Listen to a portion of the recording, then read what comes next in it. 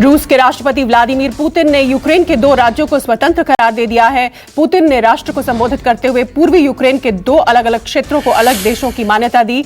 रूस ने स्वघोषित गणराज्य डोनेस्क और लुहांस्क को अलग देश के रूप में मान्यता दी। बताया जा रहा है कि पुतिन ने डोनेस्क पीपल्स रिपब्लिक और लुहांस्क पीपल्स रिपब्लिक की मान्यता से संबंधित कार्यकारी आदेश पर हस्ताक्षर कर दिए हैं।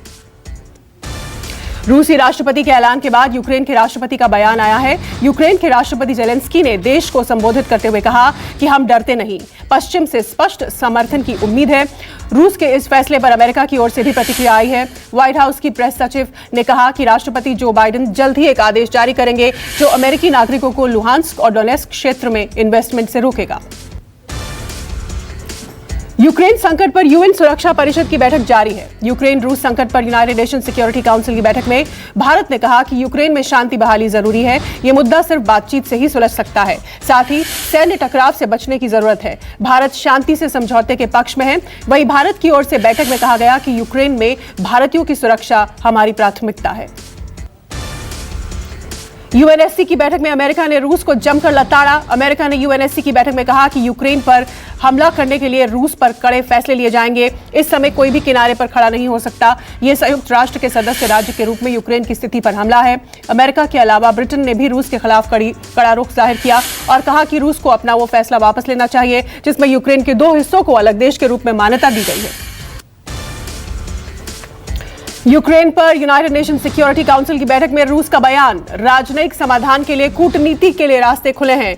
डोनबास में रक्तपात की अनुमति देना हमारा कोई इरादा नहीं है। हम अमेरिका के नेतृत्व में हमारे पश्चिमी सहयोगियों द्वारा निभाई गई नकारात्मक भूमिका को नोट करने के लिए मजबूर हैं।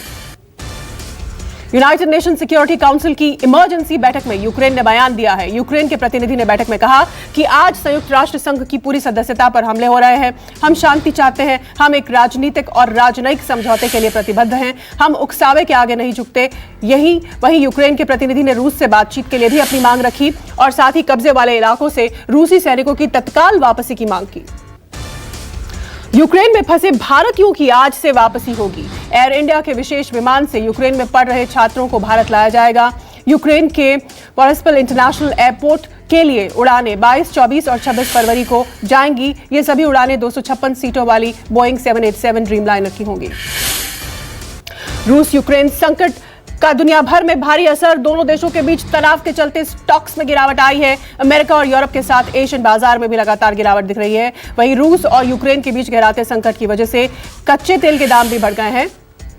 आज शेयर बाजार बड़ी गिरावट के साथ देखा गया। सेंसेक्स 956 अंकों के नुकसान पर 56,727 पर खुला, तो वहीं निफ्टी भी 330 अंक टूटकर 16,876 पर पहुंचा। प्रधानमंत्री नरेंद्र मोदी आज उत्तर प्रदेश और मणिपुर के दौरे पर रहेंगे। इस दौरान पीएम इंफाल में एक जनसभा को संबोधित करेंगे।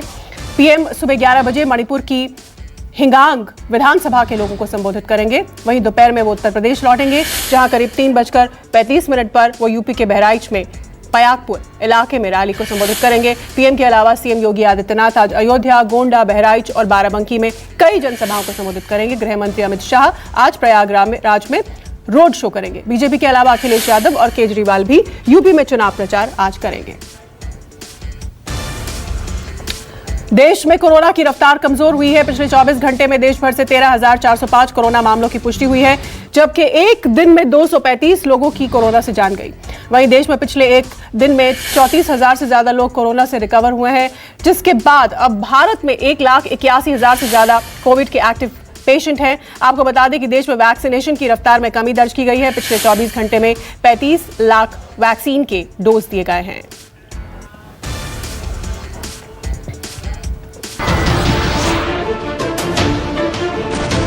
नमस्कार, मैं हूं मानक गुप्ता। अगर आपको हमारा ये वीडियो पसंद आया हो तो इसे लाइक और शेयर जरूर करें और हां, हमें सब्सक्राइब और फॉलो करना ना भूलें ताकि आप देश और दुनिया की कोई खबर मिस ना करें। तो जुड़े रहिए हमारे साथ और देखते रहिए न्यूज़ 24।